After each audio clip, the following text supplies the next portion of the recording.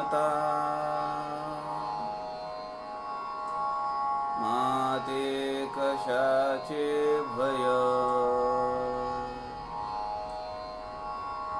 रामा जाईन ज्या स्थळी सुख घना होईल तेथे जय रामाया भुवनात्रयी तुझ विणा नाही दुजा तारक रामा तू सकलार्थ पूर्ण करीशी तू तात मी बालक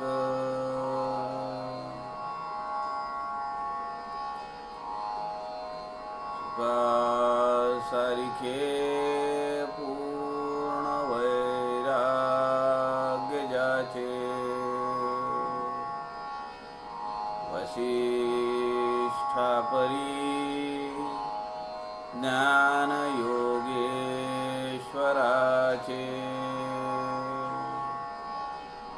कवी वाल्मिकी सारिखा मान्य ऐसा नमस्कार माझा सद्गुरु रामदासा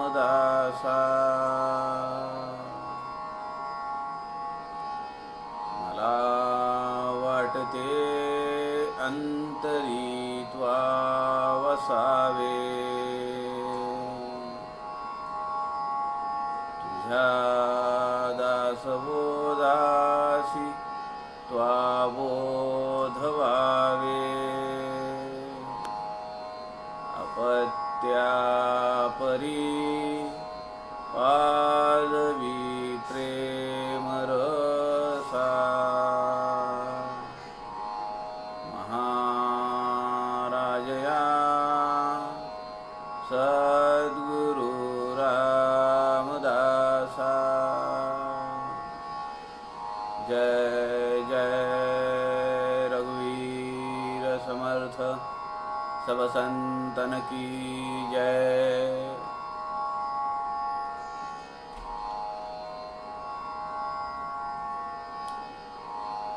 सज्जनो नमस्कार। समर्थ रामदास स्वामींच्या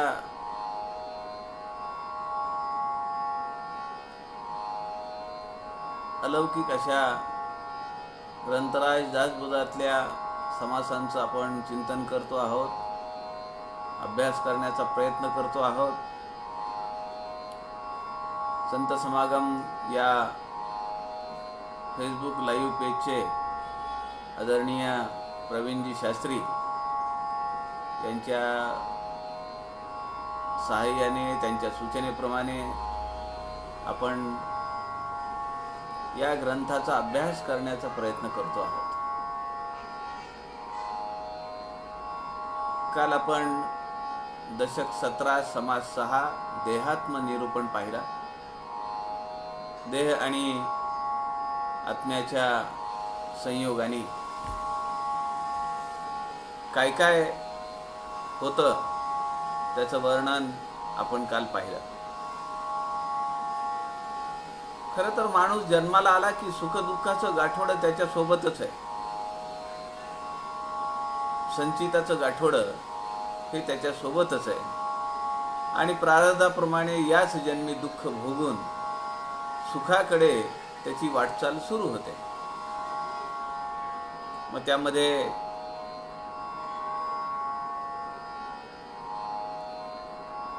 आपली जर तयारी नसेल तर आपल्याला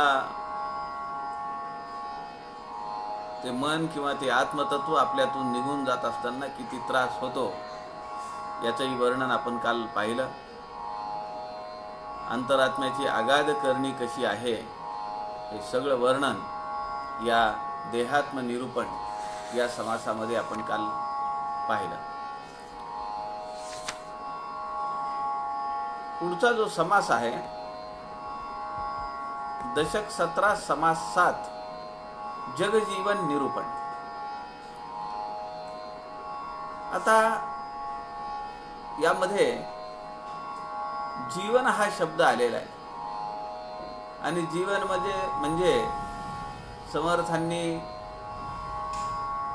आपल्याला माहिती आहे की अनेक ठिकाणी जीवन म्हणजे पाणी असा संदर्भ घेतलेला आहे आणि पहिल्या 3 ओव्यांमध्ये 4 ओव्यांमध्ये समर्थांनी पाणीच त्यावर निरूपण केलेलं आहे, पाण्यावर निरूपण केलेलं आहे की पाण्याला जसा संग मिळतो, साथ मिळते, सोबत मिळते.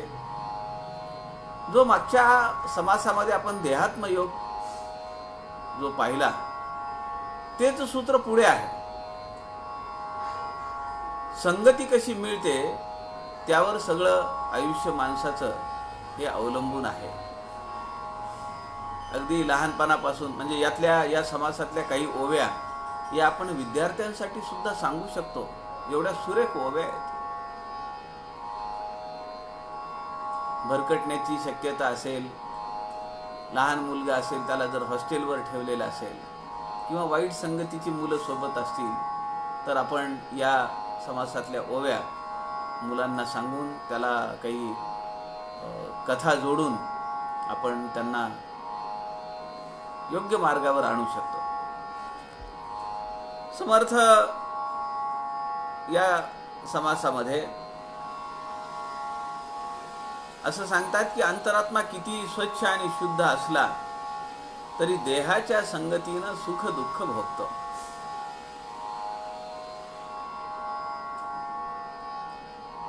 देह धारण केल्यानंतर अत्यंत शांत वृत्तीने जीवन जगणे,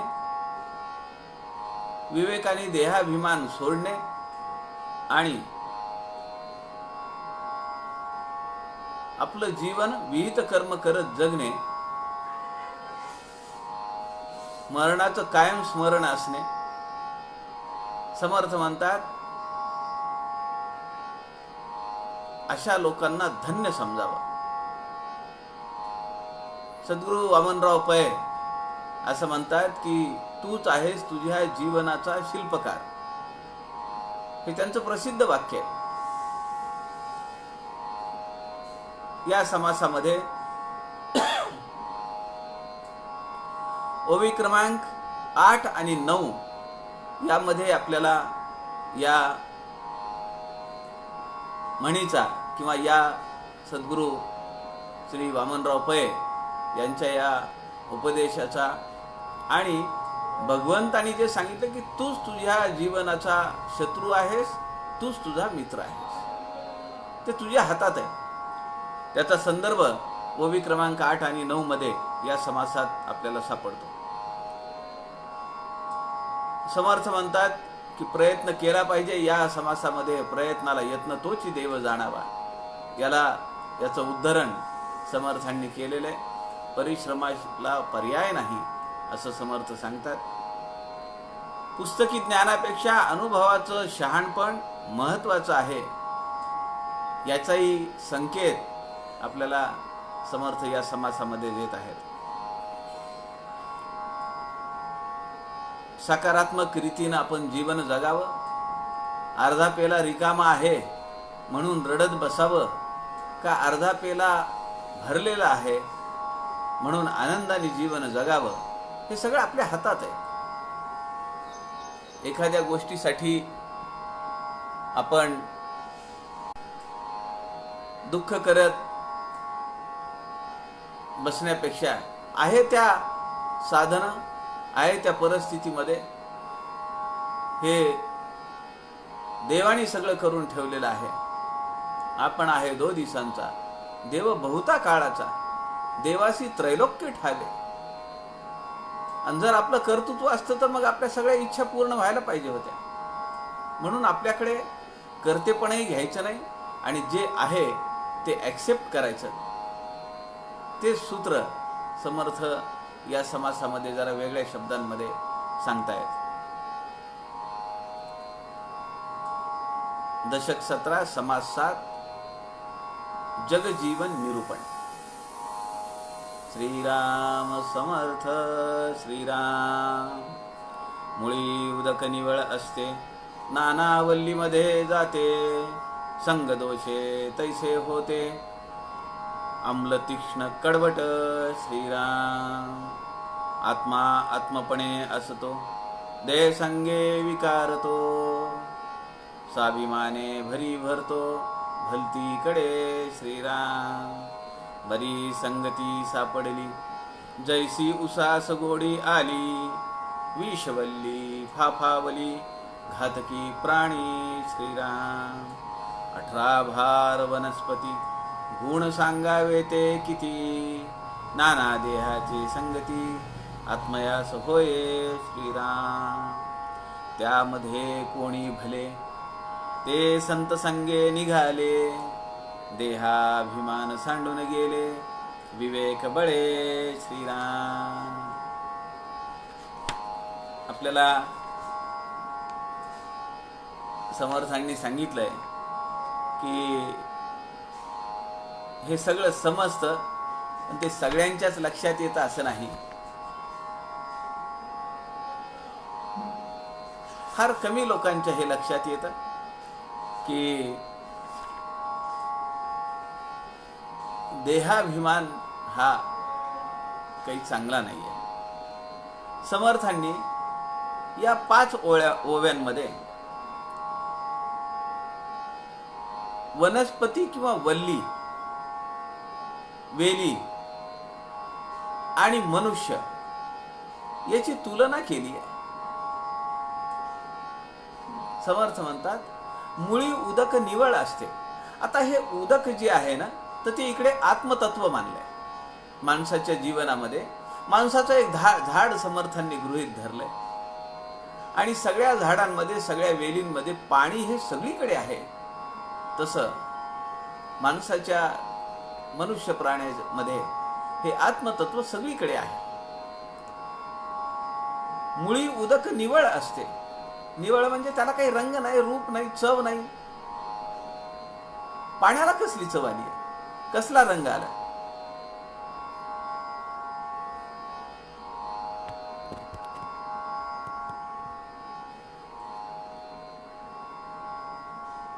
मुळी उदक निवळ असते, नाना वल्लीमध्ये जाते,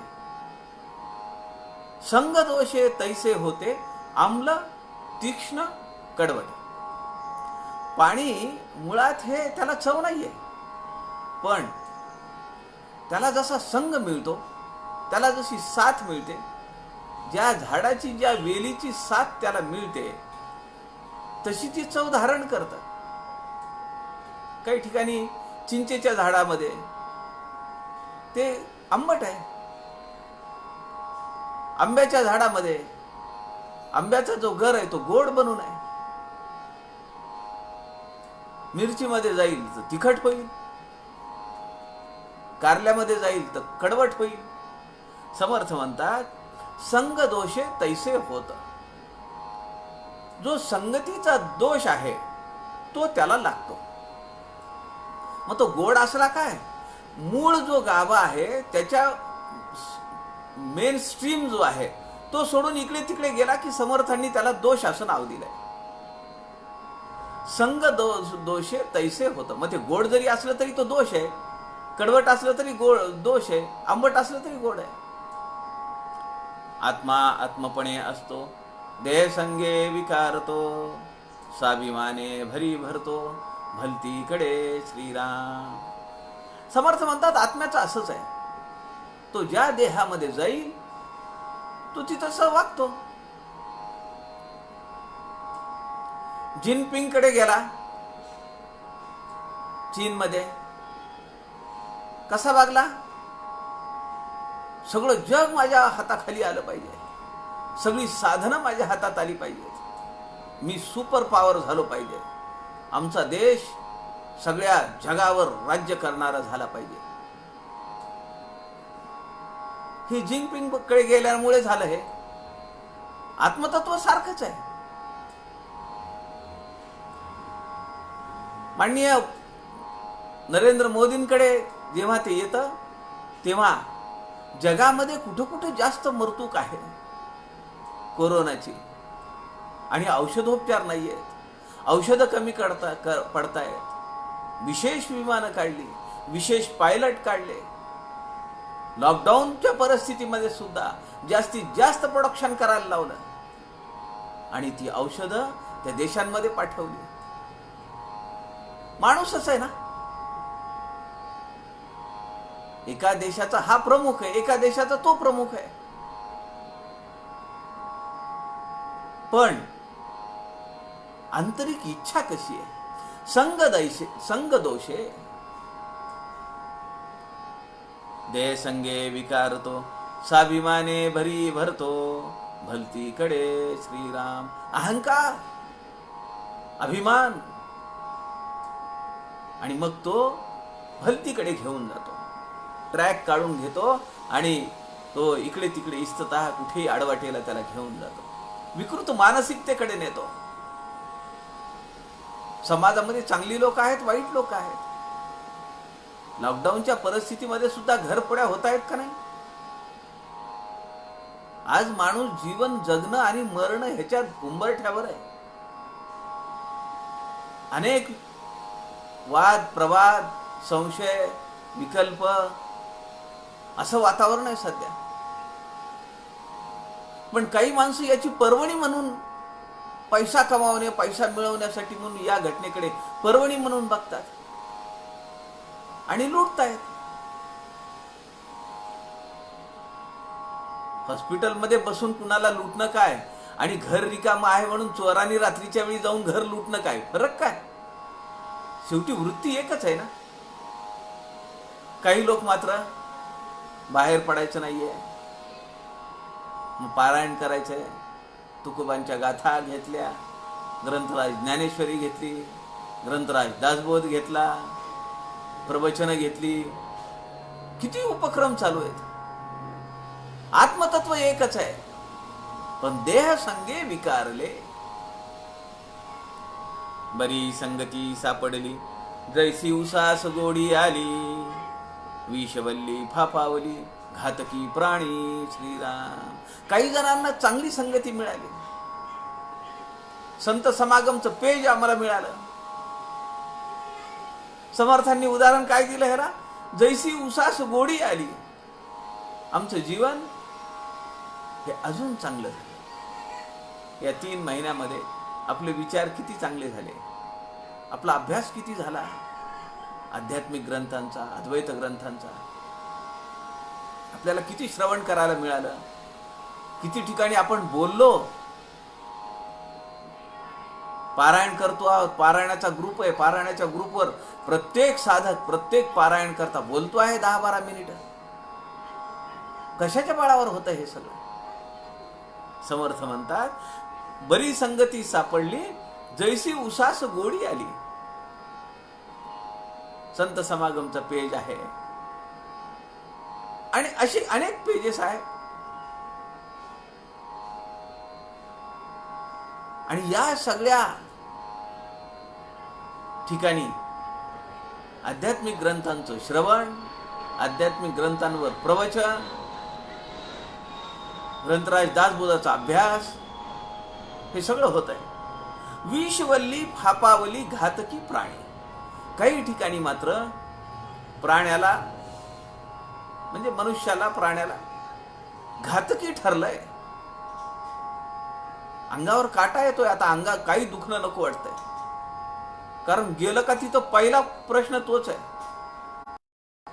म्हणजे सुरुवातीला असं वाटलं की वा श्वासाला त्रास होतोय, खोकला येतोय, दम लागतोय, तर कोरोनाची टेस्ट करायची. आता तसं नाहीये. माझ्या अत्यंत जवळच्या नातेवाईकाचा प्रश्न आहे. वय 50 असेल, उचलून न्यावं लागलं हॉस्पिटलमध्ये. काही नाही, पाठ दुखत होती. 2 टेस्ट करायला लावल्या कोरोनाच्या, दोन्ही निगेटिव्ह आल्या. तोपर्यंत 52,000 रुपयाचं बिल 2 दिवसात. जा घरी. काय केलं? विषवल्ली फापावली घातकी प्राणी, घात होण्यासारखं सगळ्या गोष्टी घडतायत आता. त्यामुळे असं वाटतं की आता काही नको, जरी काही वाटलं तरी घरच्या घरी औषधोपचार घ्या, कुठेही जायचं नाही इकडे तिकडे. 18 भार वनस्पती, गुण सांगावे ते किती, नाना देहाचे संगती, आत्मयास होय श्रीराम. वनस्पतींचे किती प्रकार आहेत. मी सकाळी फिरायला जातो आणि येताना एक कनेरीचा प्रकार आहे, आपल्याला माहिती असेल तो. एक कनेर असती पांढरी आणि लाल, छोटी फुलं असतात ती. पण दुसरी एक कनेर आहे, लांब लांब फुलं असतात, उमलत नाहीत पण छान असतात. मग मी ते सगळं तोडून थोड्या एक 10-15 फुलं आपली येता येता घेऊन यायची. त्या रस्त्याला 5-6 झाडं आहेत, पिवळा रंग आहे, पिंकिश कलर आहे, तर ते मी घेऊन येतो. मी असं तोडत असताना एक बाई मला म्हणाल्या की अहो ते फार विषारी असतं बरं का. मी म्हणलं नाही, मी घरी गेले की हात धुतो. नाही, ते म्हणाले तुम्ही हात धुता परंतु तुम्ही हातातच घेऊन जाता, एखादी पिशवी आणत जा ना. आता मी विचार केला की पिशवी ठेवली की समोरच्या लोकांच्या पोटात गोळाच उठतो. आता झाड वरबाडून नेतात का काय. श्रावण महिना चालू आहे, रोज काही ना काहीतरी उपक्रम आहेच आहे, आणि काही नसलं तरी सवय लागलेली आहे म्हणून वरबाडून घ्या. म्हणजे त्यातून जे दुधासारखा चिकट पदार्थ निघतो तो विषारी आहे.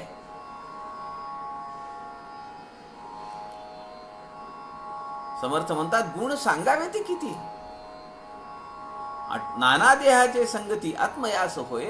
याचप्रमाणे त्या आत्म्याला या देहाप्रमाणे वागावं लागतंय किंवा त्याच्यावर शिक्का पडतो. तो तर एकदम प्लेन आहे. ठीक आहे, मान्य आहे, काही वासना बीज आहेत म्हणून तर तो इथं आला. पण सगळेच तसे आहेत का. काही योग भ्रष्ट आहेत,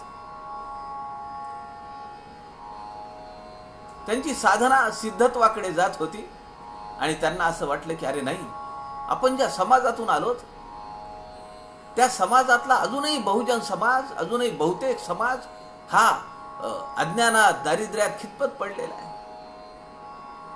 मग जावं, त्याचं उत्थान करावं, त्याला समजून सांगावं आणि परमार्थाच्या मार्गावर त्याला घेऊन यावं. असा सुद्धा जीव जन्माला येतो का नाही. त्यामध्ये कोणी भले ते संत संगे निघाले, देहाभिमान सांडून गेले, विवेक बळे श्रीराम. संत संगे आणि संत समागम संगे, त्यामध्ये कोणी भले. बरीच लोक भली भली मंडळी आहेत, अहो कुठून कुठून आहेत इथं. या व्यासपीठावर कुठली कुठली मंडळी आहेत, पुणे, मुंबई. आत्ता आपण पाहतो आहोत कमलेश जोशी, हे समर्थांच्या शिवथर घळीच्या जवळचे आहेत, बिरवाडीचे आहेत. आता तुम्हाला माहिती आहे का की शिवथर घळीमध्ये कुणीही जाऊ शकत नाही, कारण खाली जी 3 गावं लागतात त्या गावातल्या गावकऱ्यांनी असा निर्णय केलाय की कुणीही बाहेरचा माणूस दर्शनार्थी किंवा पाहण्यासाठी या शिवथर घळीला किंवा तो धबधबा, 15 ऑगस्टला सुट्टी असते, काय गर्दी असते तिथं, यात्रा भरते यात्रा. धबधबा तो 100 फुटावरून पडणारा पाण्याचा प्रपात धो धो धो धो वाहत असतो. असं बोललेलं ऐकायला येत नाही, एवढा जोरात धबधबा असतो. वरून आलेली लाल माती, समर्थ आणि कल्याण स्वामींचे ज्या मूर्त्या जिथं बसवलेल्या आहेत काचेमध्ये, त्या फरशीवरती माती पडलेली अशी खोऱ्यानी काढावी लागते ती माती. पण या वर्षी खालच्या 3 गावकऱ्यांनी ठरवलंय, आंबे शिवथर, कुंभे शिवथर आणि कसबे शिवथर यांनी ठरवलं की हे कोरोनाचं संकट संपेपर्यंत आम्ही बाहेरून कुठल्याही माणसाला इथं दर्शनाला किंवा पर्यटनासाठी येऊ देणार नाही. मग आता तिथे शिवथर घळीमध्ये आपले तिथले विश्वस्त आदरणीय नाना पाटणकर आहेत. मी त्यांना परवा लिहिलं, पावसाळ्याचे दिवस आहेत, जपून राहा. मी पुन्हा लगेच त्यांना लिहिलं की म्हणलं, असं तुम्हाला म्हणणं म्हणजे समर्थांवर अविश्वास दाखवल्यासारखं आहे. तुम्ही समर्थांच्या सहवासात आहात, समर्थांच्या चरणांजवळ बसून आहात, तुम्हाला काय भीती आहे? खरंय का नाही? पण लिहिण्या ओघामध्ये मी लिहून गेलो. पण पुन्हा म्हणलं की नाना, आपण अत्यंत भाग्यवान आहात. अगोदरही 2-2.5 महिने 3 महिने तुम्ही राहिलात. मध्ये एक 4-5 दिवसासाठी, आठवड्यासाठी ते गावाला गेले, घरी गेले होते. पुन्हा आता घळीत आहेत. मग आता घळीमध्ये नाना आहेत, काही लोक आहेत, सेवक वर्ग आहे. मग त्यांना काही लागलं केलं तर मग आमचे बिरवाडीचे कमलेश जोशी जातात, ते त्यांना नेऊन सामान वगैरे देतात. आणि संत समागम पेजवर येतात. समर्थ म्हणतात, त्यामध्ये कोणी भले, आपण सगळे भली माणसं आहेत समर्थांच्या नजरेत. आता कशी आहोत आपल्याला अंतर्मुख व्हायला पाहिजे का नाही? समर्थ म्हणतात, आपण नाही म्हणत आहे, समर्थांना वाटतंय तसं. त्यामध्ये कोणी भले ते संत संगे निघाले. आपण म्हणायचं, संत समागमे निघाले. देहाभिमान सांडून गेले, विवेक बळे श्रीराम. आता जसं भले शब्द लावून घेतलाय ना आपण, छाती मोठी झाली ना आपली. मग आता तिसऱ्या चरणामध्ये आले, देहाभिमान सांडून गेले. देहाभिमान सांडलाय का? सोडावा लागेल तरच, नाही तर मग समर्थांनाच दोष लागेल. लोक म्हणतील, समर्थांना तुम्ही ओळखलं नाही हो. 40-42 वर्ष लोकसंग्रह समर्थांनी केला, असं होईल का? ओळखलं नाही समर्थांनी आपल्याला, असं नाही होणार. तो त्यांचा जो ग्रह त्यांनी आहे, किंवा त्यांनी जे आपल्याबद्दलचं काय म्हणतो त्याला, स्तुती दर्शक ही ओवी लिहिलेली आहे. त्यामध्ये कोणी भले ते संत समागमे निघाले. ओवीमध्ये शब्द संत संगे असा आहे, पण आपल्यासाठी म्हणून आपण संत समागमे असं म्हणतोय. संत संगे निघाले, देहाभिमान सांडून गेले. आपल्याला देहाभिमान किंवा देहबुद्धी सोडावीच लागेल, मनात असो का नसो. कारण समर्थांनी आपल्याला भलं म्हणलंय.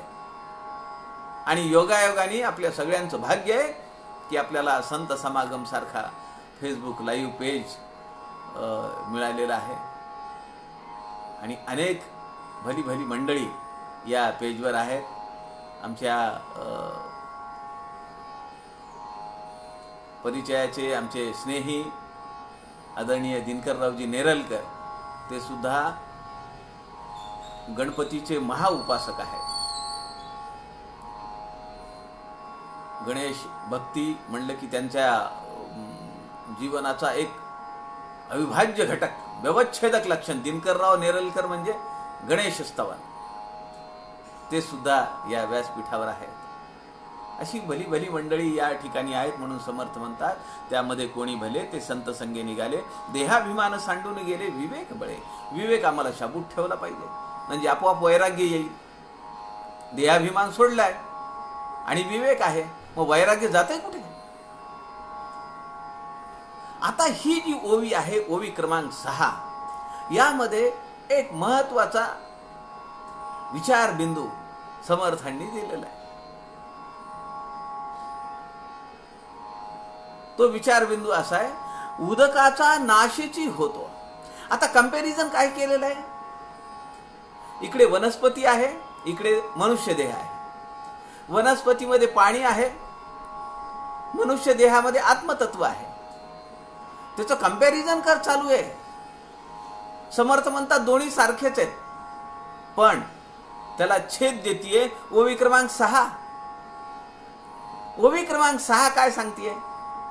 उदकाचा नाशची होतो, आत्मा विवेके निघतो, ऐसा आहे प्रत्यय तो, विवेके पहा श्रीराम. उदकाचा नाश होतो, होतो का नाही? झाड वाळून जातं, झाडामध्ये उदक राहील कसं मग? उदक नाहीये म्हणून झाड वाळलं. उदकाचा नाशची होतो. उन्हाळ्यामध्ये गोदावरीमध्ये पाणी तरी राहतं का आंघोळीला? नदी नाले सगळे कोरड्या पडतात. किंवा ह्याच्या पुढे जाऊन प्रलयाच्या वेळी, ब्रह्मप्रलयाच्या वेळी काय होतं? सगळं संपत. उदकाचा नाशची होतो. उदक संपून जातं. ते नाशिवंत आहे. ते पंचभूतात्मक आहे. ते एक भूत आहे. आत्मतत्व तसं आहे का? ते असतची असे. या सृष्टी निर्माणाच्या सुरुवातीला ते होतं. सृष्टी असताना ते सगळीकडे नटलेलं आहे. आणि प्रलयाच्या वेळी सगळं संपतं, पण ते राहतं. विचारसागर रहस्यमध्ये याला 40% उपमा दिलेली आहे. परब्रह्म स्वरूपाला 40% उपमा दिली आहे. तुम्हाला माहिती आहे, कोळी तो जो किडा असतो तो काय करतो? तो एका जागेवर बसतो आणि आपल्या तोंडातून एक चिकट पदार्थ काढतो आणि तो जाळं विणतो. काढतो म्हणजे ती इस्तता नाही फेकत. किती बांधणीपूर्ण. अहो, तुम्ही त्या जाळ्याला कधी, आपल्याला ते घाण वाटतं, आपण पटकन झाडू घेऊन ते काढून टाकतो, जाळे जळमट झाले म्हणून. पण तुम्ही कधी चष्मा घालून त्याच्या जवळ जाऊन पहा. त्या जाळ्याच्या, ते जे जाळं केलेलं असतं ना, आपल्या लक्षात येत नाही की या जाळ्याच्या कुठल्या तरी भागामध्ये तो कोळी आहे, तो किडा आहे. लक्षात येत नाही. पण त्याची बांधणी काय आहे त्या जाळ्याची? परब्रह्माचं असंच काम आहे. 2 कारण आहेत. आपल्याला माहिती आहे का? आपण सगळी जाणते विचक्षण श्रोते आहात. एक नैमित्तिक कारण आहे, एक निमित्त कारण आहे, एक उपादान कारण आहे. निमित्त कारण आणि उपादान कारण. कुठलंही कार्य होण्यासाठी, कुठलीही कृती होण्यासाठी ही 2 कारणं आहेत. उदाहरण सांगतो तुम्हाला. माती हे उपादान कारण आहे आणि कुंभार हा निमित्त कारण आहे. माती उपादान कारण आहे आणि कुंभार निमित्त कारण आहे. मातीपासून कुंभार घडे, मठ सगळं तयार करतो. घट वगैरे सगळं तयार करतो. सोनं हे उपादान कारण आहे आणि सोनार हे निमित्त कारण आहे. सोनं घेतो, सोनार त्याचे वेगवेगळे दागिने तयार करतो. पण आता तुमच्या लक्षात आलं निमित्त कारण, उपादान कारण. पण परब्रह्म जे आहे हे स्वतःच उपादान कारण आणि निमित्त कारण आहे. त्याचं उदाहरण म्हणून आपल्याला उपमा देण्यासाठी कोळी हा किडा घेतला पाहिजे. खरं तर तोही एक जीव आहे, पण आपल्याला उपमा समजण्यासाठी म्हणून. कोळी काय करतो? एका कोपऱ्यात बसतो आणि आपल्याच तोंडातून तो तंतू काढतो आणि त्याचं मस्त जाळं विणतो. कुठेही त्यामध्ये काहीतरी करायचंय, जाळं फेकायचंय म्हणून असं नसतं. ते फार सुरेख रचना आहे त्याची आणि अनेक रचना आहेत त्याच्या. मी पाहिलेल्या जवळ जाऊन. मी चष्मा घालून ह्याच्यासाठी म्हणालो की तो माझा अनुभव आहे. मुख्य आत्मप्रचितीसह बोललं पाहिजे, प्रत्यय विण बोलणे नाही. तर मी ते पाहिलं. तर तो काय करतो की जेव्हा ते सगळं संपत म्हणजे काय, त्याला ते एक भक्ष्य पकडायचं आहे किंवा त्याला सेफर साईडमध्ये जायचं आहे. तो काय करतो? जाळं तयार करतो आणि एका कोपऱ्यात जाऊन बसतो. त्या जाळ्याच्या भुलभुलैयामध्ये दुसरे काही किडे जातात आणि हा कोळी येतो त्याला खाऊन घेतो. आता परब्रह्म स्वरूप आपल्याला खाऊन घेत नाही त्या दृष्टीनं पाहिलं तर. पण तो जो कोळी आहे ते सगळं जाळं पुन्हा खाऊन घेतो. तो निमित्त कारण आहे, तो उपादान कारण आहे. तसं ह्या सृष्टीचं निर्माण करण्यासाठी अत्यंत कल्पकता योजली आहे परब्रह्माने. एक खेळणं असून चालेल का मुलाला? त्याला घोडा लागतो, त्याला जिराफ लागतो, त्याला स्वयंपाक करणारी छोटी छोटी भांडी लागतात, पेन लागतं, सगळे वस्तू लागतात, विविध प्रकारच्या वस्तू लागतात. तसं परब्रह्माला वाटतं एकोहम बहुश्याम, मला कंटाळा आलाय आता. म्हणून तो अनेक वनस्पतींमध्ये जसं आपलं उदकाच्या रूपाने जातो, तसं अनेक मनुष्य प्राण्यांमध्ये तो आत्मतत्वाने शिरतो. आणि जेव्हा त्याला वाटतं की बास झाला खेळ, ते सगळं गुंडाळतो. मग भूकंप होतो, सुनामी होते, कोरोना येतो, काय काय काय काय होतंय. किती लाख लोक गेले आतापर्यंत, लाखो लोक गेलेत, लाखो. समर्थ या ओवीमध्ये म्हणतात, 6व्या ओवीमध्ये, उदकाचा नाशीची होतो. इथं त्यांनी आत्मतत्व आणि पाणी ह्याला इथं बाजूला केलंय. आणि पाण्यातलं जे अवगुण आहे, कमीपणा आहे, लूप होल आहे, लॅकुना आहे, तो विशद केलाय. उदकाचा नाशेची होतो आत्मा, त्याचा नाश कसा होईल? म्हणून जेव्हा लोक लिहितात मृतात्म्यास चिरशांती लाभो, अरे आत्मा कधी मृत होतो का? हा विचारच आम्ही करत नाही. एवढं पठडीत पडलंय आमच्या, आपण काय लिहितो याचा विचारच नाहीये. आत्मा मृत होतो का? आत्मा विवेके निघतो, समर्थ म्हणतात. नाश होऊ शकत नाही त्याचा, पण तो निघतो. कुठं निघतो? भ्रमातून मुक्त होतो की हे सगळी सृष्टी खरी आहे, मी म्हणजे हा देह आहे, माझे नातेवाईक आहे. समर्थ मानाच्या श्लोकात म्हणतात, कर्मयोगे एकत्र जन्मा आली, ते तू आपली मानिली. दासबोधात म्हणतात, कैसे रे पडत मूर्खा, एका निमित्ताने सगळे, कुणी भाऊ आला, कुणी बहीण आली, कुणी आई झाली, वडील झाले, मुलगा झाला, सून झाली, जावई झाला, एका निमित्ताने जवळ आले, त्यांना तू आपलं मानलंस. पडत मूर्ख म्हणलंय समर्थांनी. इथं समर्थ म्हणतात, आत्मा विवेके निघतो, तो त्या भ्रमातून बाहेर निघतो. आत्म्याचा नाश नाही होऊ शकत.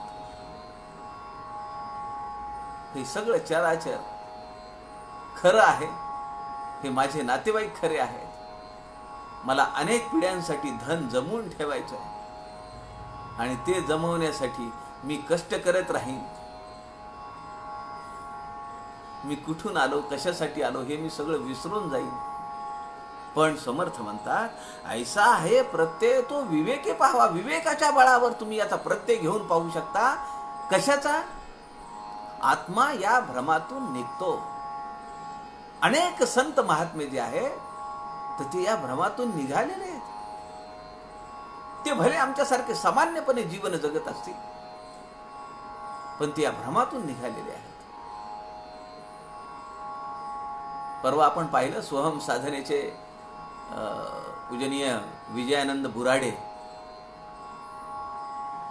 त्यांना प्रपंच करण्याची इच्छाच नव्हती.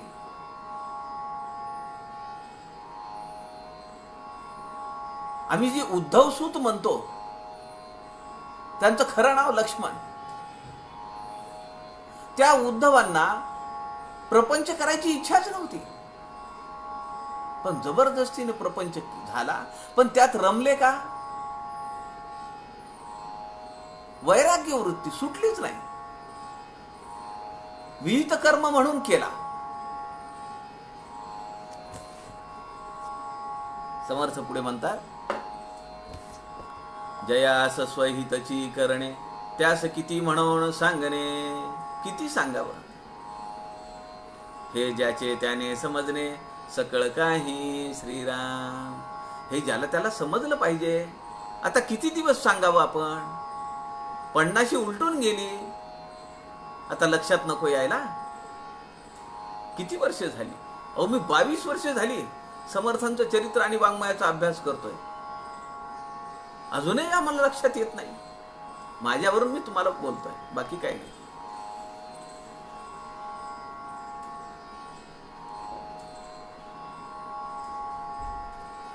समर्थ म्हणतात, ज्या स्वहितची करणे त्यास किती म्हणून सांगणे. आता ज्याला आपला उद्धार करून घ्यायचा, आपलं हित करून घ्यायचे, त्यांनी पटापट आवरलं पाहिजे. 50 झालेत ना, बॅग भरा. बॅग भरून कुठं हिमालयात नाही जाऊन बसायचं. षडन्यासी व्हा. षट विकारांना सोडून द्या. विनाकारण कुणाच्या संसारात लुडबुड करू नका. विचारलं तर मत द्या. निर्णय द्यायच्या भानगडीत पडूच नका. अहो काय लागतं मला सांगा. 2 वेळचं जेवण, 2 वेळचा चहा, सकाळचा नाश्ता, त्याला अडचण आहे का काही? मी अनुभव घेतोय, त्याला काही अडचण नाहीये. मागच्या 4 महिन्यात मी अनुभव घेतलाय. काहीही अडचण येत नाही. आपल्याला जर आपलं स्वहित करायचं असेल, आम्हाला अगोदर ते ध्येय समजून घेतलं पाहिजे आणि त्या ध्येयाकडे जाण्यासाठी वाटचाल केली पाहिजे. आम्हाला आमचं ध्येय माहिती आहे. आम्हाला या चरणामध्ये जसं सांगितलं, आत्मा विवेके निघतो. विवेकाच्या बळावर, वैराग्याच्या बळावर आम्हाला या माईक भूल भुलैयातून सुटायचं आहे. हे आमचं ध्येय आहे. मग आम्हाला साधन मार्ग काय? समर्थांचं वाङ्मय, समर्थांचा दासबोध आहे. याच्यासारखा ग्रंथच नाही हो दुसरा. असं चुटकीसरशी सुटून निघू आपण इथं, मनावर घेतलं तर. कारण समर्थांनी सांगितले, क्रिया पालटे तत्काळ. किती उशीर लागतो. थेंबुटा सागरी मिळाला, सरिता गंगेसी मिळणी झाली. एका क्षणात होतंय सगळं.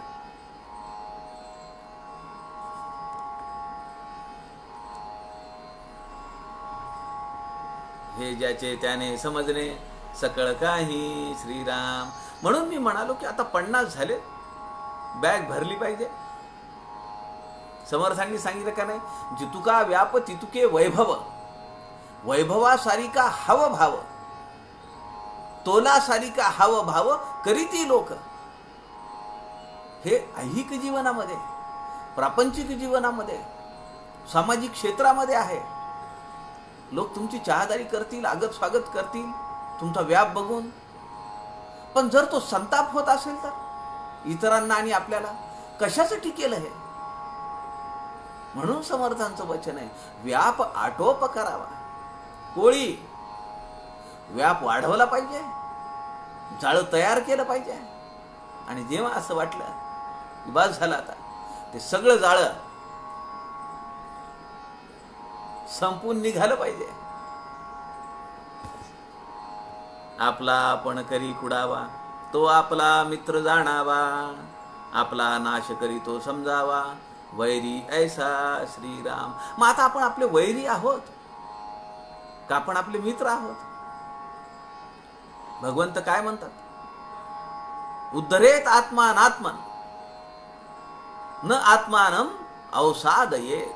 अवसादयेतचा अर्थ असा आहे की आपणच या भौतिक साधनांमध्ये गुरफटून आपण आपली अधोगती करून घेऊ नये. आपण एका पातळीवर आहोत, आपली अधोगती करून घ्यायची आहे का?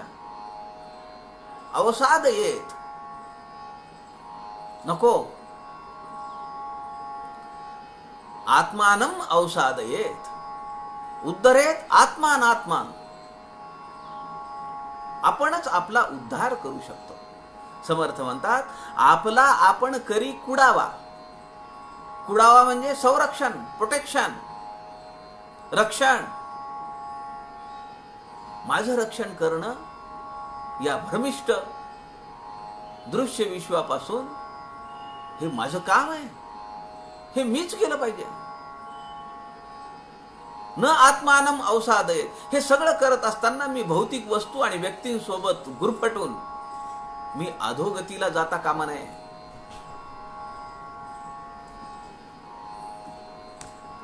आत्मैव ह्यात्मनो. बंधुरात्मैव रिपुरात्मनः. रिपू म्हणजे शत्रू, बंधू म्हणजे बंधू. मी माझा सखा आहे, मी माझा मित्र आहे, का मी माझा वैरी आहे? समर्थ इथे विचारताय. आपला आपण करी कुडावा, तो आपला मित्र जाणावा, आपला नाश करी तो समजावा, वैरी ऐसा श्रीराम. समर्थ म्हणतात अग्नगृहाशी लागला आणि हा निवांत झोपलाय. तो कैसा म्हणावा भला आत्महत्यारा. अग्नगृहाशी लागला, सगळं घर जळायला लागले आणि हा सावकाश निजेला. समजतंय, बघताय, पण पांघरून घेऊन झोपी जाते. अजून थंडी पडलीये, पाऊसही चालू आहे. अरे आग लागली ना घराला, मग त्या घराला आग लागली, ते सोडून बाहेर पडशील का तिथंच पांघरून घेऊन झोपी जाशील? त्या घरासोबत तूही जळून जाशील. तूच आहेस तुझ्या जीवनाचा शिल्पकार. म्हणून समर्थ इथं म्हणतात आपला नाश करीतो समजावा वैरी ऐसा. आता आपण विचार केला पाहिजे, कारण समर्थांनी आपल्याला म्हणले त्यामध्ये कोणी भले ते संत समागमे निघाले. खरंय का नाही? म्हणून आपण विचार केला पाहिजे की मी माझा वैरी आहे का मी माझा सखा आहे, मी माझा मित्र आहे, मी माझा बंधू आहे. आपले आपण अनित करावे, त्या साडवे कोणे निघावे, एकांती जाऊन जीवे, मारी आपणाशी श्रीराम. सध्या फ्रस्ट्रेशन किती आहे, लोक काय काय करतायत. आमच्या ग्राहक मार्गदर्शन केंद्र पुण्याला मागच्या आठवड्यातली एक घटना आहे. एक बाई आहे, त्यांनी 4.5-5 लाख रुपये एका बिल्डरला दिले. 3 वर्ष झाले, काम नाही, पैसे परत देत नाही. त्या बाई आमच्या ग्राहक मार्गदर्शन केंद्रामध्ये आल्या. आमचे ग्राहक मार्गदर्शन केंद्राचे संचालक श्री अनिलजी जोशी यांनी तिची सगळी कहाणी ऐकून घेतली. तिला विचारलं तुमच्यासोबत कोण आहे, अजून दुसरं कुणी आलं नाही का, तुमच्या घरातले कुठे आहेत? तेव्हा त्या बाईंनी जे सांगितलं, ती बाई म्हणाली की मी एकटीच आहे आणि 11 वर्षाखाली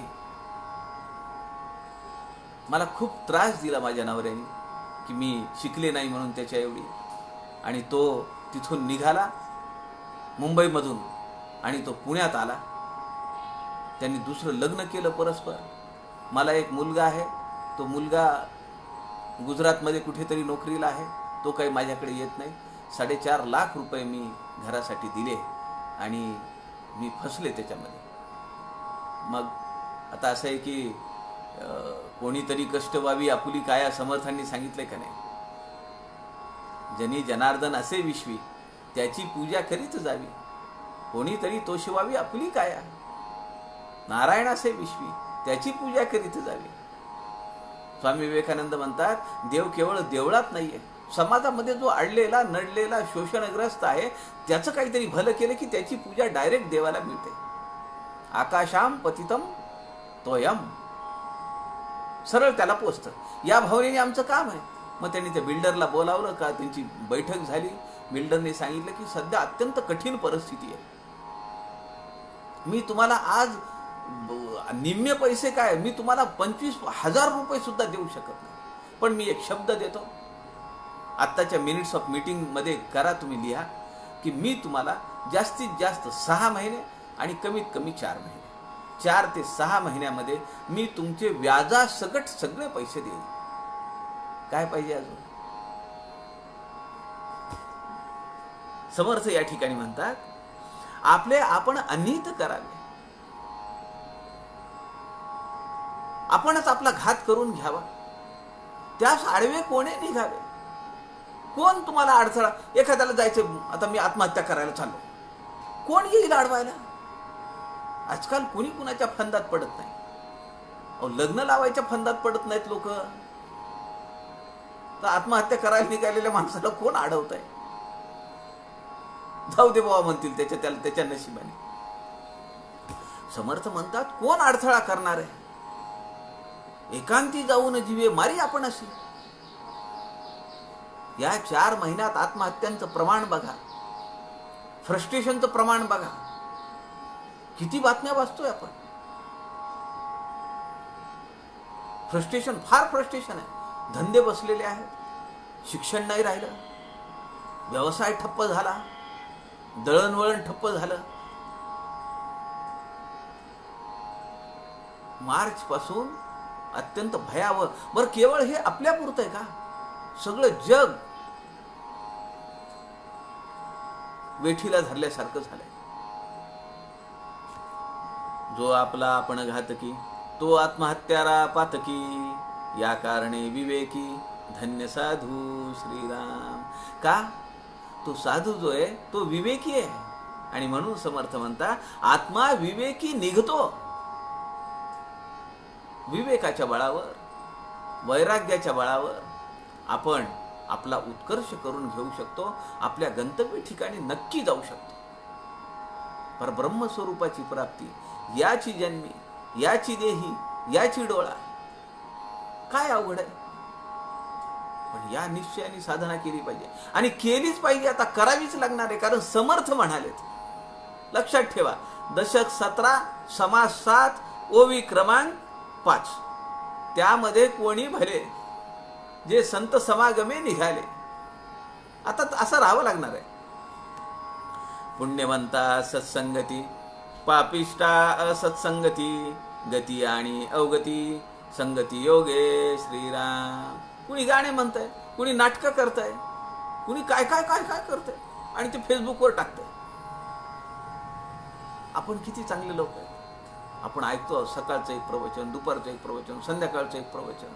आपला अभ्यास चालू आहे, आपलं दर बुधवारी पारायण चालू आहे. उत्तम संगती धरावी, आपली आपण चिंता करावी, अंतरी बरी विवरावी, बुद्धी जाणत्याची श्रीराम. ही एक ओवी, ओवी क्रमांक 12, ओवी क्रमांक 16, ओवी क्रमांक 17, ह्या 3 ओव्या विद्यार्थ्यांसाठी आहेत. उत्तम संगती धरावी. आपण अनेक उदाहरण आपल्या नातवांना, आपल्या परिचयातल्या किंवा आप्तातल्या लहान मुलांना देऊ शकतो. ही ओवी घेऊन, उत्तम संगती धरावी, आपली आपण चिंता करावी. दुसरं कुणीही आपलं भलं समजून आपल्याला सांगू शकत नाही. कारण असं आहे की त्याला केव्हा भलं वाटेल, त्याचा पाहण्याचा दृष्टिकोन भलं असण्याचा वेगळा आहे आणि आपला वेगळा आहे. अहो, एका घरात नवरा बायको एका मार्गाने जाऊ शकत नाहीयेत ना. बाप आणि पोरगा जाऊ शकत नाही, आई आणि सून जाऊ शकत नाही, आई आणि मुलगी एका मार्गावर जाऊ शकत नाही, की जी जन्माजन्माची नाती आहेत ना. मग आपल्याला आपलं भलं म्हणून सांगणारा कोण आहे? हे आपण आहोत. आपल्याला ओळखता आलं पाहिजे, माझं भलं कशात आहे, मला काय केलं पाहिजे, नक्की कुठल्या रस्त्याने जायला पाहिजे.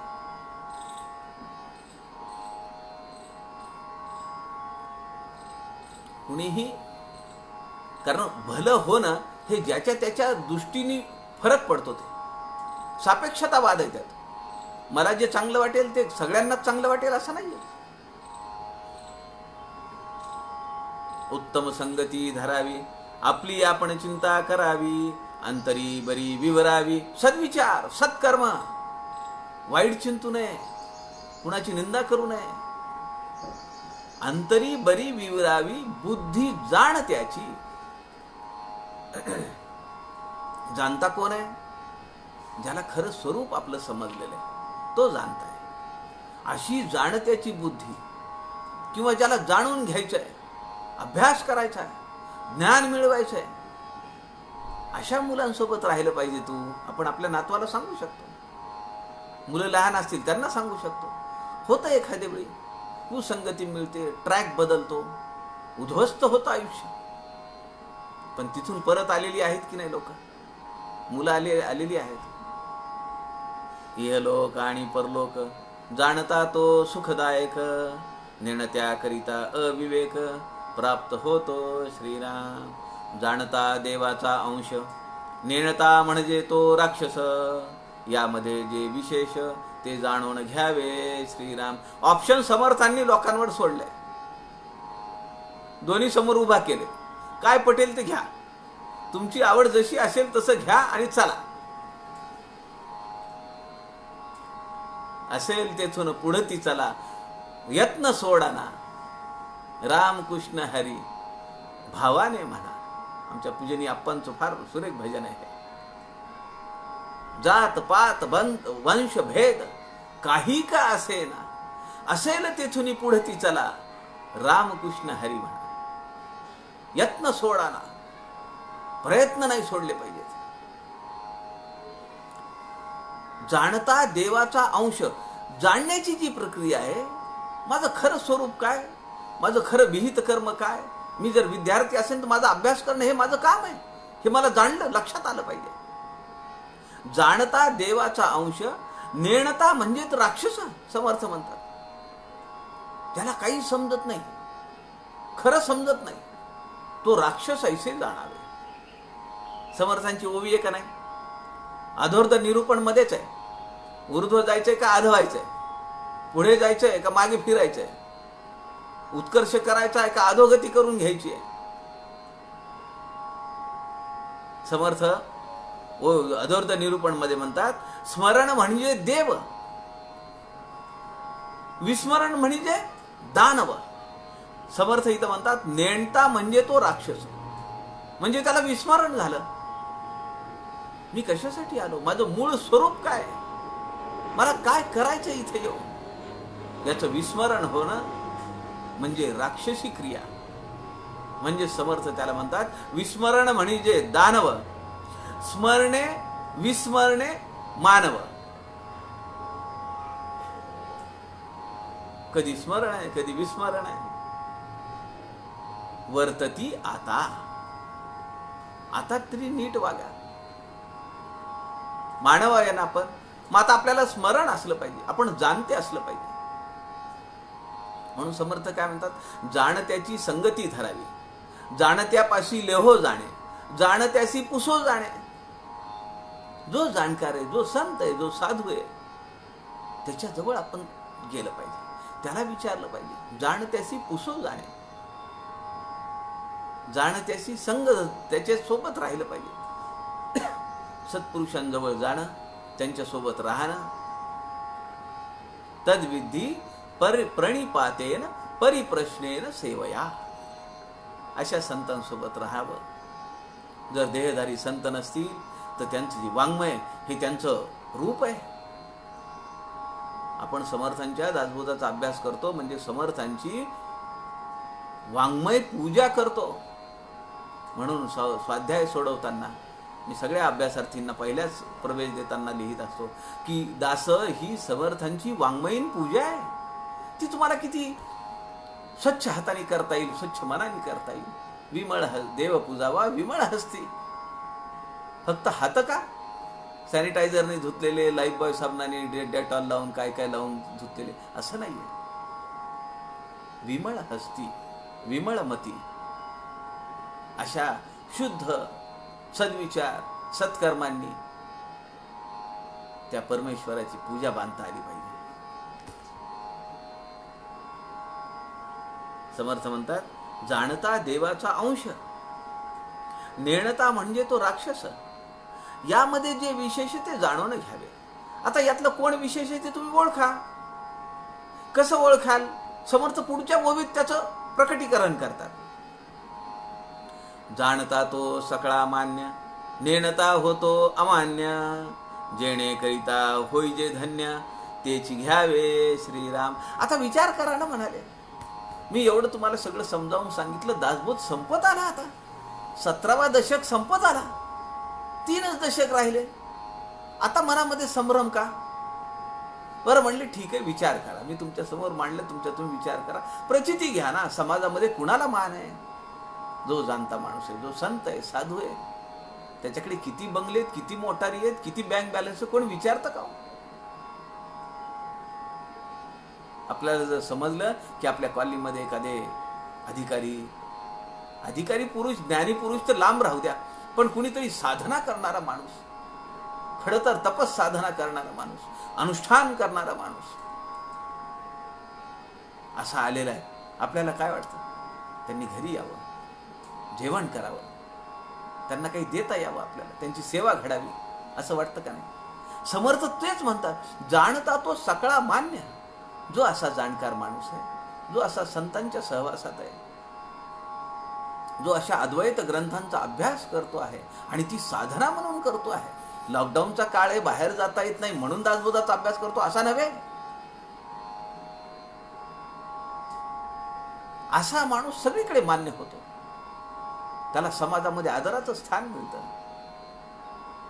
लोक त्याच्याकडे आदराने पाहतात, प्रेमाने पाहतात, स्नेहाने पाहतात. त्याला काही कमी पडतं का? कृपाळूपणे देतो आशना. भगवंत त्याचं बरोबर त्याला काय हवं नको ते देत असतात. 3 दिवस स्वामी विवेकानंद एका झाडाखाली बसले होते. लोक येत आहेत, प्रश्न विचारतायत, स्वामी विवेकानंद सांगतायत, पण कुणी सुद्धा म्हणेना स्वामीजी नाश्ता झाला का? दुपारचं जेवण केलं का? काल संध्याकाळी तुम्ही काय जेवलात? कुणी सुद्धा विचारित नाही. 3रा दिवस उजाडला आणि स्वामी विवेकानंदांना आता भोवळ येईल की काय असं वाटायला लागलं. कृपाळूपणे देतो आशा. एक माणूस 5 डब्यांचा, 5 खाण्यांचा एक टिफिन घेऊन आला. त्यांनी स्वामीजींच्या समोर ठेवलं.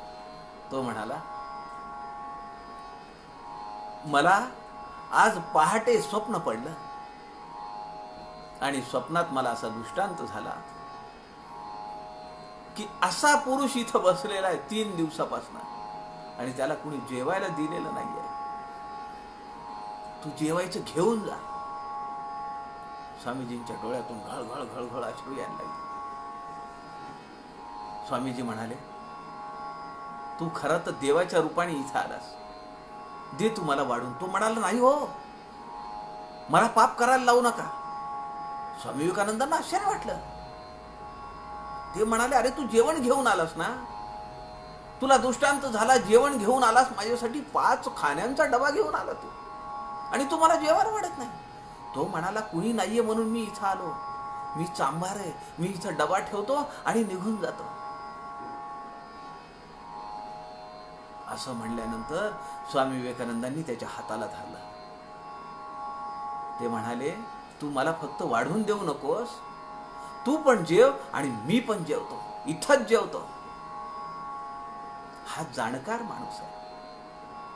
अशा लोकांची संगती आपल्याला धरता आली पाहिजे, त्या रस्त्याने आपल्याला जाता आलं पाहिजे.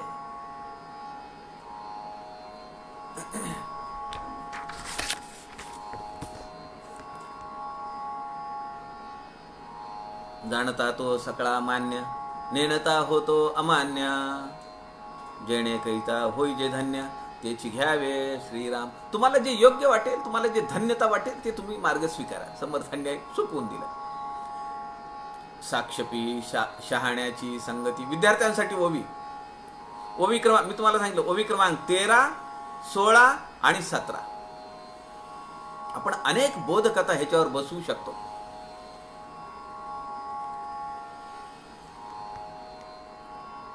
साक्षपी शहाण्याची संगती. साक्षपी, चौथा अत्यंत साक्षेप. समर्थ संप्रदायाची 4 सूत्र आहेत. अहो खरं तर समर्थांनी 20 सूत्र दिलेली आहेत. ज्याला रामदासी म्हणून घ्यायचंय ना, त्याने ती 20 सूत्र समर्थ हृदय ग्रंथामध्ये पहा. समर्थ संप्रदाय, समर्थ हृदय आणि समर्थावतार ह्या 3 ग्रंथांचं लेखन समर्थ हृदय, निस्पृह व्यापी, कैलासवासी नानासाहेब तथा शंकर श्रीकृष्ण देवांनी केलेलं आहे.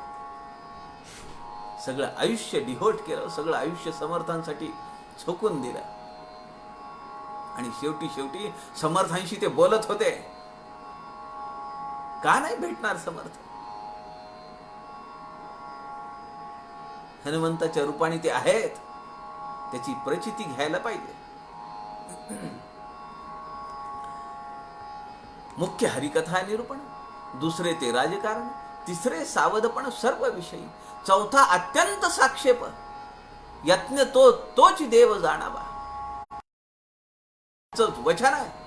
या समासामध्ये 2-3 वेळा त्याचा संदर्भ आलेला आहे. समर्थ म्हणतात साक्षेपी, प्रयत्नवादी असलं पाहिजे, परिश्रम करणारा असला पाहिजे. साक्षेपी शहाण्याची संगती. जो साक्षेपी आहे, प्रयत्न करणारा आहे, त्याला शहाण्याची संगत मिळाली तर सोने पे सुहागा, यक्षुदंडा लागती फळे. साक्षेपी शहाण्याची संगती, तेणे साक्षेपी शहाणे होती. वान नाही पण गुण लागेल का नाही. तो साक्षेपी शहाणा होतो, विवेकी होतो. आळशी मूर्खाची संगती, आळशी मूर्ख श्रीराम. जो आळशी आहे आणि त्याला अजून मूर्ख मिळाला, झालं मग तर काय, त्याच्या आयुष्याचा बट्ट्याबोळ. उत्तम संगतीचे फळ सुख, अधम्म संगतीचे फळ दुःख. आनंद सांडुनिया शोक, कैसा घ्यावा श्रीराम. रोकडा मोक्षाचा उपाय समर्थ सांगतात लगेच. काय कॅशबॅक, एवढं ट्रान्झॅक्शन केलं की एवढं % कॅशबॅक, तसं समर्थ सांगतात. आनंद सांडुनिया शोक कैसा घ्यावा. पटेल का तुला आनंद नको, मला शोक घ्यायचा आहे, दुःख घ्यायचं आहे. मग त्या मूर्खाच्या नादी लागू नको, आळशी होऊ नको. ऐसे हे प्रगट दिसे, उघड आहे ना म्हणाले. ऐसे हे प्रगट दिसे, जनामध्ये उदंड भासे. खूप लोक आहेत, पावलोपावली अशी लोक भेटतील. प्राणी मात्र वर्ततसे, उभय योगे श्रीराम. एका योगे सकळ योग, एका योगे सकळ वियोग. विवेके योगे सकळ प्रयोग, करीत जावे श्रीराम. किती वेळा विवेक शब्द आला या समासात. 358 वेळा दासबोधामध्ये समर्थांनी विवेक शब्द घेतलेला आहे. विवेक शब्द पेरलेला आहे, विवेक शब्दाची पखरण केलेली आहे. समर्थ म्हणतायत एका योगे सकळ योग. एका म्हणजे जाणकार मिळाला, त्याच्या योगाने सगळे योग, सगळं मिळेल. आणि मूर्ख आळशी मिळाला तर तो म्हणजे पुन्हा एकच आहे. पुढचा जो चरणातला एका शब्द आहे तो मूर्खासाठी आहे, आळशी माणसासाठी आहे. एका योगे सकळ वियोग, आहे ते सगळं जाईल. अहो कितीही धन संपत्ती मिळवून ठेवलेली असू द्या, वाडवडिलांनी उधळून टाकायला किती वेळ लागतो. सकळ वियोग, सगळं निघून जाईल, काही हातात राहणार नाही. किती धन असू द्या, एका योगे सगळे योग. पण तोच जर त्याला प्रयत्नवादी माणूस मिळाला, संतांसारखा, साधूंसारखा, त्याला सगळं समजावून सांगणारा माणूस मिळाला, अशी जर संगत मिळाली तर सगळं आयुष्याचं सगळं गणित त्याचं जमेल. विवेक योगे सकळ प्रयोग, करीत जावे श्रीराम. सगळीकडे विवेकाचा भर दिला पाहिजे. विवेकाच्या आधारावर आपण सगळी कामं केली पाहिजेत. औचिते साकडीत पडिले, होऊ शकतं असं. आपण सगळं सत्कर्म आहे, सद्वासना आहे, साधूंसोबत राहतो आहोत, सत्संगती आपल्या सोबत आहे, पण असा प्रसंग येऊ शकतो. म्हणून समर्थांनी इथं सांगितलंय औचिते साकडीत पडिले. साखळी म्हणजे अचानक अडचण येते. साकडीत वरतो जाणे, अलिप्तपण राखो जाणे. समर्थ वाङ्मयाचा अभ्यास करणाऱ्यांना हा प्रश्न आहे की नाही. समर्थ असे केव्हा वागले.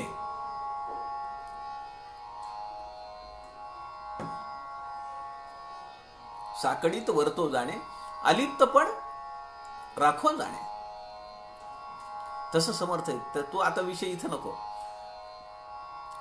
इथं समर्थ म्हणतात, असं सगळं चांगलं वागत असताना सुद्धा, साधू संतांच्या सहवासात राहत असताना सुद्धा, चांगल्या विचारांनी, सत्कर्मांनी, सद्वासनांनी आपलं जीवन जगत असताना सुद्धा काहीतरी घटना अशी घडते की आपल्या समोर संकट उभा राहते.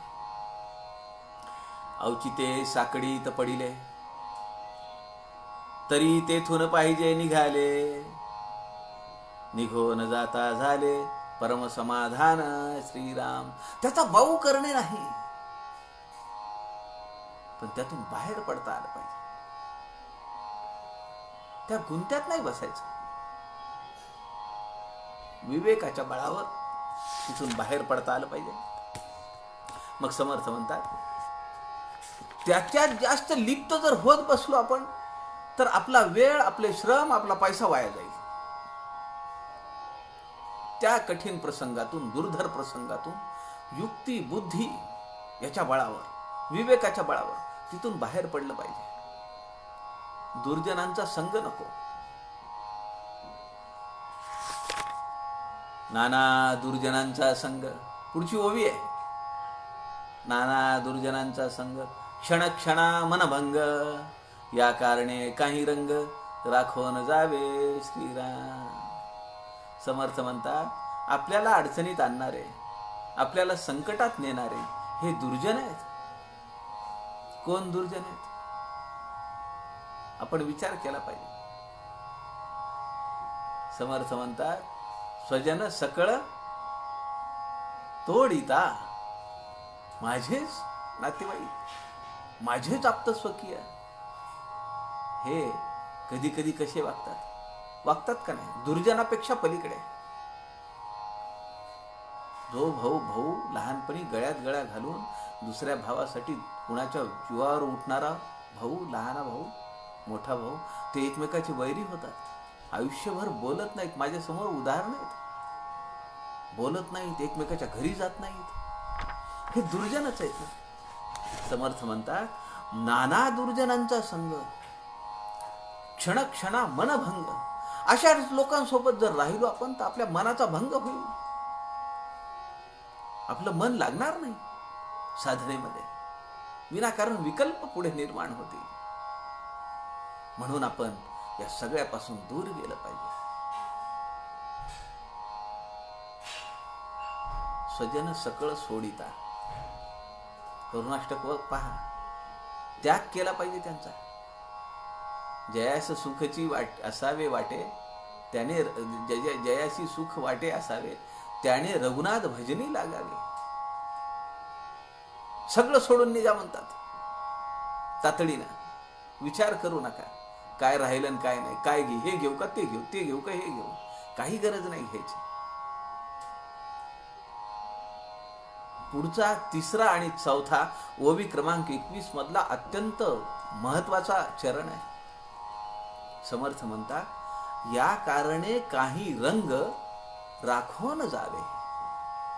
याचा अर्थ आहे, आम्ही जेव्हा या पृथ्वी तलावरून जाऊ तेव्हा आमचं काहीतरी कीर्ती राहिली पाहिजे का नाही. या कारणे काही रंग, रंग म्हणजे लाल, गुलाबी, पिवळा, हिरवा नव्हे. आमच्या जीवनात येऊन आम्ही काहीतरी विशेष काम केलं पाहिजे. समर्थांच्या वाङ्मयावर काहीतरी लिहिता आलं पाहिजे. समर्थांच्या वाङ्मयावर बोलता आलं पाहिजे. समर्थांच्या वाङ्मयाचा अभ्यास केला पाहिजे. समर्थांच्या वाङ्मयावर वर्तमानपत्रात लेख छापता आले पाहिजेत. पुस्तकं लिहिता आली पाहिजेत. असं आपल्याला जीवन जगता आलं पाहिजे. म्हणून समर्थ म्हणतात, या कारणे काही रंग राखून जावे. आपला ठसा कुठेतरी उठवाल की नाही, तरच या जन्मामध्ये येऊन काहीतरी सार्थक केलंय. बरोबर आहे. आता सांगितलंय, स्वजन सकळ माया तोडिता तोडवेना. काही घ्यायची गरज नाही. लगेच उठाउठी झाली पाहिजे. मनात आलंय ना, सोडून द्या. शहाणा येतन त्याच्या गुणे, पाहो जाता काय उणे, सुख संतोष भोगणे, नाना श्लाघ्यता श्रीराम. असं जो वागतो, समर्थ म्हणतात की शहाणा येत न त्याच्या गुणे, विवेकाने केलेल्या योग्य आणि दीर्घदृष्टीच्या प्रयत्नांमुळे काहीही कमी पडत नाही. म्हणून त्याला समर्थ म्हणतात, शहाणा येत न त्याच्या गुणे. जो शहाणा आहे तो प्रयत्न जर करत राहील तर त्याला काहीही कमी पडत नाही. पाहो जाता काय उणे, काही अडत नाही त्याचा. सुख संतोष भोगणे नाना श्लाघ्यता. सुनील दादा चिंचोळकरांनी 12 वर्ष व्यवस्थापक म्हणून गडावर काम केलं आणि पॉंडिचेरीच्या आश्रमातून 15 पैशाचं पोस्टकार्ड तिथून गडावर पाठवून दिलं. हे पत्र म्हणजे माझ्या व्यवस्थापक पदाचा राजीनामा. आणि त्यानंतर 15 दिवसांनी सुनील दादा सज्जनगडावर आले. सगळं उचललं आपलं जे काय होतं ते, लगेच खाली साताऱ्यात येऊन राहिले भाड्याने. मला घर मिळेल का, कोण राहायला देईल का, काही नाही. भार सोपवला आहे एकदा त्याच्यावर, संपला विषय. पाहो जाता काय उडे. अहो सुनील दादा ऍडमिट होते आणि डायलिसिस वगैरे हा सगळा खर्च व्हायला लागला. आमचे तात्यासाहेब गाडगीळ म्हणाले, ते माझे मानस पुत्र आहेत, त्यांच्या हॉस्पिटलचा जेवढा खर्च होईल तेवढा मी एकटा करीन. कित्येक लोकांनी मला फोन करून विचारलं, सुनील दादांचा अकाउंट नंबर मिळेल का, काही योगदान पाठवता येईल. उदंड राशी पडल्या असत्या. भगवंत कमी नाही करत. आता लोकी ऐसे आहे, सृष्टीमध्ये वर्तत आहे, जो कोणी समजून पाहे त्यास घडे श्रीराम. ज्याला समजलं, जे समजले आणि वर्तले तेच भाग्य पुरुष झाले. एर उरले ते करंटे जना. परमपूजनीय वंदनीय अक्का स्वामींची फार आवडती ओवी आहे. समजले आणि वर्तले तेच भाग्य पुरुष झाले. जे बाकी उरले ते करंटे जना. समर्थांनी आम्हाला भलं म्हणलंय. करंटाच्या जवळ, या शब्दाच्या जवळ सुद्धा आम्ही जाता कामा नये. बहुरत्न वसुंधरा जाण जाण विचार करा, समजल्या प्रत्ययो अंतरा. माझी येतो श्रीराम, दुर्बळ आणि संपन्न, वेडे आणि व्युत्पन्न, हे अखंड दंडायमान, असतची असे श्रीराम. असतची असे हे परब्रह्म स्वरूप आहे. इथं असतची असे हा जो शब्द मांडलाय, घेतलाय समर्थांनी, ती जग राहटी आहे. हे असं चालणार आहे. पण यातून आपल्याला समजून घेतलं पाहिजे काय खरंय काय खोट आहे. दुर्बळ आणि संपन्न. शारीरिक अवस्था कशी आहे, दुर्बळ आहे, पण ज्ञानाच्या दृष्टीनं संपन्न आहे. गात्र गलित झाली आहेत, पण आत्मा कसा आहे, सतेज आहे. वेडे आणि व्युत्पन्न. समर्थ म्हणतात हे अखंड दंडायमान. दंडायमान म्हणजे ही जगाची राहटी आहे. जग याप्रमाणेच चालतं. एक भाग्य पुरुष मोडती, एक नवे भाग्यवंत होती, तैसीच विद्या व्युत्पत्ती होत जाते श्रीराम. समर्थ म्हणताय एक भाग्य पुरुष मोडती. आज जो भाग्यवंत आहे, जो संपन्न आहे, धन धान्य, गाड्या घोड्या, प्लॉट बंगले,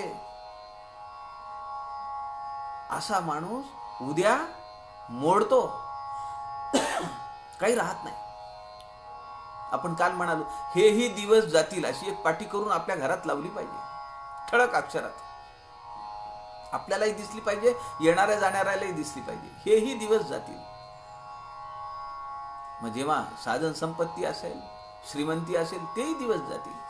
आत्यंतिक विपन्नावस्था आहे, दारिद्र्य, तेही दिवस राहणार नाहीत. समर्थ म्हणतात एक भाग्य पुरुष मोडती. आज भाग्य आहे त्याच्याकडे, पण उद्या काही नसणार आहे. एक नवे भाग्यवंत होते. जे आज दारिद्र्यात आहे ते उद्या भाग्यवंत होऊ शकतात. तैसीच विद्या व्युत्पत्ती होत जाते.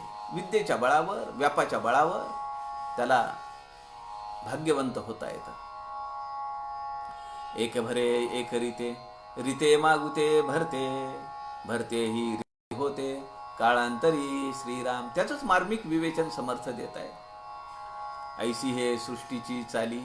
फार मला आवडणारी ओवी आहे बरं काही. अत्यंत गोड ओवी आहे, अर्थपूर्ण ओवी आहे. समर्थ म्हणतात आणि गहन अर्थ भरलेला या ओवीमध्ये. समर्थ म्हणतात ऐसी हे सृष्टीची चाली. सृष्टी याच पद्धतीनं चालणार आहे. सृष्टीचा क्रम याच पद्धतीनं आहे. सकाळ झाली दुपार होणार, दुपार झाली संध्याकाळ होणार, काळोख पडणार, पुन्हा पहाटे उगवणार. माणसाच्या आयुष्यात असंच आहे. जग राहटी आहे. तुम्ही मी आपण बदलू शकतो काय? ऐशी हे सृष्टीची चाली, संपत्ती दुपारची सावली. वयसा तरी निघून गेली, हळूहळू श्रीराम. पत्ता लागणार नाही, समजणार सुद्धा नाही. राशीच्या राशी आहेत घरामध्ये, पण ते कधी संपेल काही समजणार नाही. यात मला जास्त काय महत्वाचं वाटतं सांगू? या ओळीचा अर्थ असा आहे की ऐसी हे सृष्टीची चाली. सकाळ दुपार संध्याकाळ, सकाळ झाली दिवस उजाडणार आहे, रात्र होणार आहे, काळोख होणार आहे, पुन्हा दिवस उजाडणार आहे, पक्क लख प्रकाश पडणार आहे. आज दारिद्र्य आहे, उद्या परमभाग्य आहे. साधन संपत्ती सगळं मिळणार आहे, परमवैभव भोगायला मिळणार आहे, निश्चित मिळणार आहे. कारण ही सृष्टीची चाल आहे. अशीच सृष्टी चालणार आहे, याच क्रमाने चालणार आहे. समर्थांनी जे इथं सांगून ठेवलंय ते फार महत्वाचं आहे. समर्थ दुसऱ्या चरणात जे सांगतात, संपत्ती दुपारची सावली. याचा अर्थ जाणकारांना माहिती आहे की संपत्ती ही दुपारची सावली असते आणि ती किती वेळ टिकते? वयसा तरी निघून गेली, हळूहळू, पत्ता लागणार नाही संपत्ती गेल्याचा. या चरणामध्ये अर्थ किती भरून उरलेला आहे. समर्थ म्हणतात संपत्ती दुपारची सावली. दुपारची सावली कुठे असते? मोठा जटिल प्रश्न आहे का? दुपारची सावली ही आमची सावली आमच्या पायाखाली असते. असते का नाही? अहो, जी आमच्या पायाखाली आहे, जी विदिन माय परव्ह्यू, माझ्या कंट्रोल मध्ये, माझ्या नियंत्रणात आहे, असं मला वाटतं. पायाखाली म्हणजे काय? रावणाने सगळ्या देवांना बंदिवासात टाकलं, सगळ्या ग्रहांना बंदिवासात टाकलं आणि त्या शनीला पायाखाली ठेवला ना. पायातळी असणं म्हणजे किती कंट्रोल आहे त्याच्यावर. पण ती सुद्धा आपलं जिथं कंट्रोल आहे, आपलं जे नियंत्रणात आहे, ती दुपारची सावली सुद्धा आपण थांबवू शकत नाही. 5 वाजेपर्यंत थांब नाही म्हणू शकत. हा महत्वाचा संदेश समर्थ इथं देत आहेत. बाळ तारुण्य आपले वृद्धाप्य प्रचितीस आले, ऐसे जाणून सार्थक केले, पाहिजे कोणी एके श्रीराम. बाळपण गेलं, खोड्या करता करता काहीच समजत नव्हतं. तारुण्यही गेलं, मस्ती मजा नशा. तारुण्य अवघेच वेचले विषयांकडे. समर्थ म्हणाले का नाही स्वगुण परीक्षेत? बाळपण खेळण्यात गेलं, तारुण्य विषयात गेलं. समर्थ पुढे म्हणतात वृद्धाप्य प्रचितीस आले. त्याची प्रचिती येते का नाही? 1.5 तास बोलून उठल्यानंतर मला त्याची प्रचिती येते. वृद्धाप्य प्रचितीस आले, ऐसे जाणून सार्थक केले, पाहिजे कोणी एके. ह्याची प्रचिती येते ना. मग आता वेळ दवडायचा नाही का? कारण मी तुम्हाला सुरुवातीलाच ओवी क्रमांक 5 मध्ये मी तुम्हाला म्हणालो, त्यामध्ये कोणी भले ते संत समागमे निघाले. आता वेळ वाया घालवू नका, वेळ दौडू नका. समर्थ म्हणतात हाट भरला संसाराचा. दासबोधात सांगितलंय का नाही आपल्याला? हाट भरला संसाराचा, बाजार भरलाय म्हणले सगळ्या संसाराचा. नफा पहावा देवाचा. या सगळ्या बाजारामध्ये बाजार पुणग्यासारखं काय फिरतं? भगवंतानी ज्याच्यासाठी पाठवलं हे मुद्दल म्हणून तुझ्याकडे दिलंय, याच्यावर व्याज काढ आणि समर्थांकडे पाठवून दे, भगवंताकडे पाठवून दे. तो भगवंताचा नफा आहे. ऐसे जाणून सार्थक करावे, या कारणे काही रंग राखून जावे. कशासाठी रंग राखायचे? वर गेल्यानंतर चित्रगुप्त चोपडी उघडून बघितल्यानंतर त्याने म्हणलं पाहिजे, व्हेरी गुड, केलंय, छान केलंय. हाट भरला संसाराचा, नफा पाहावा देवाचा. तरीच या कष्टाचा पर्याय होतो. जे काही कष्ट आमच्या मातेने घेतले प्रसूतीच्या वेळी, जे काही कष्ट घेऊन मी आत्तापर्यंत जगलो, या कष्टाचं फळ जर मिळायचं असेल, या कष्टाचं जर सफलतेकडे जर मला जायचं असेल, तर भगवंताकडे आपल्याला सन्मुख व्हावं लागेल. देह जैसे केले तैसे होत. तुम्ही जसं ठरवाल तसं होईल. यत्न केल्या काय साधते? प्रयत्न केल्यानंतर काय साधायचं राहत आहे, काय मिळवायचं राहत आहे, सगळं मिळेल. तरी मग कष्टावेते काय निमित्त श्रीराम. विनाकारण निराश कशासाठी होतो? कष्टावे म्हणजे निराश.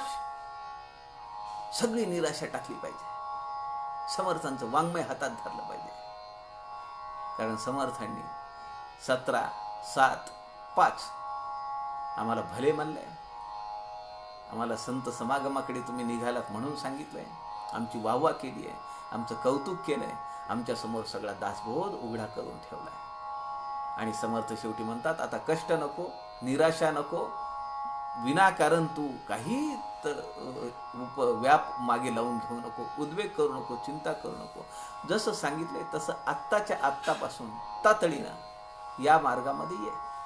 हा मार्ग पुढे असाच अखंड चालू ठेवण्यासाठी उद्या दुपारी 2 वाजता भेटूया. उद्याचा जो समास आहे तो आहे तत्वनिरूपण. तत्वझाडा, तत्वनिराश, तत्वनिरूपण हे सगळं अत्यंत जटिल समास आहे. वेळ लागण्याची शक्यता आहे. पण आपण समर्थांनी सांगितलेली भली माणसं आहात, त्यामुळे फार कष्ट नाही होणार समजून घेण्यासाठी. तुमच्या सगळ्यांच्या हृदयस्थ परमेश्वरास नमस्कार करतो. झालेली सेवा समर्थांच्या चरणी अर्पण करतो. जय जय रघुवीर समर्थ.